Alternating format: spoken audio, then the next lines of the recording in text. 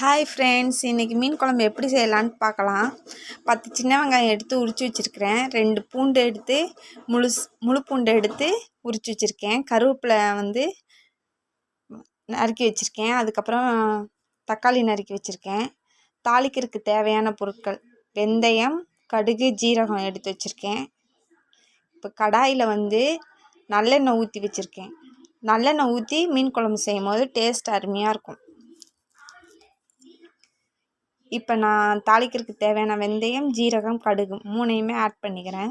கருவேப்பிலையும் ஆட் பண்ணிக்கிறேன். இப்போ சின்ன வெங்காயம் 10 எடுத்து கட் பண்ணி வச்சதையும் ஆட் பண்ணி நல்லா வதக்கிக்கிறேன்.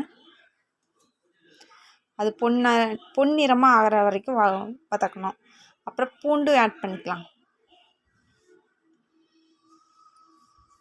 அதை நல்லா வதக்கிக்கிறேன். தேவையான அளவு உப்பு போட்டுக்கலாம். வெங்காயம் சீக்கிரமாக வதங்கும் அதனால்.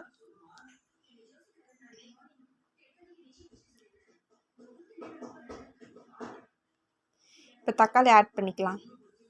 2 முழு தக்காளி எடுத்து கட் பண்ணி வச்சுருக்கேன். மஞ்சத்தூள் ஆட் பண்ணிக்கிறேன். இப்போ அதை நல்லா வதக்கி விட்டுக்கிறேன். எண்ணெய் பிரிஞ்சு வர அளவுக்கு நல்லா வதக்கிக்கணும். நல்லா கொத்தி வதக்கினா சீக்கிரமாக வதங்கும். இப்போ மிளகாத்தூள் போட்டுக்கிறேன். மிளகாத்தூள்னா குழம்பு மிளகாய் தூள் 2 ஸ்பூன் எடுத்து போட்டிருக்கேன். அவங்கவுங்க காரத்துக்கு தகுந்த மாதிரி போட்டுக்கோங்க. இப்போ தண்ணி ஆட் பண்ணிக்கிறேன்.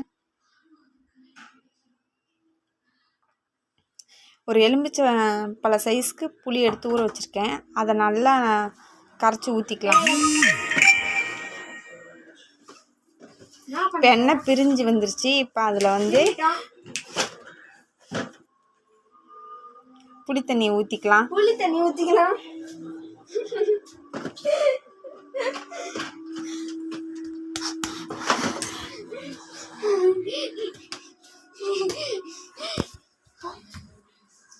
இப்போ புளி தண்ணி ஊற்றி நல்லா கலந்து வச்சுக்கலாம். இப்போ இதை நல்லா கலந்து விட்டுக்கலாம். இப்போ எண்ணெய் பிரிஞ்சு வந்துட்டுருக்கு. இந்த ஸ்டேஜில் மீன் ஆட் பண்ணிக்கலாம். நான் சுத்தம் பண்ணி நல்லா ஆஞ்சி கழுவி நீட் பண்ணி வச்சுருக்கேன். 1 கிலோ மீன் ஒவ்வொன்றா உள்ளே போட்டுக்கலாம்.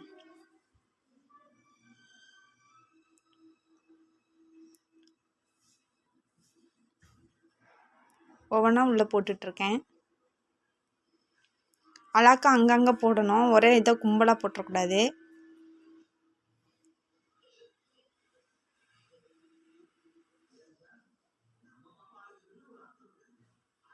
எல்லா மீனையும் ஆட் பண்ணிக்கிறேன்.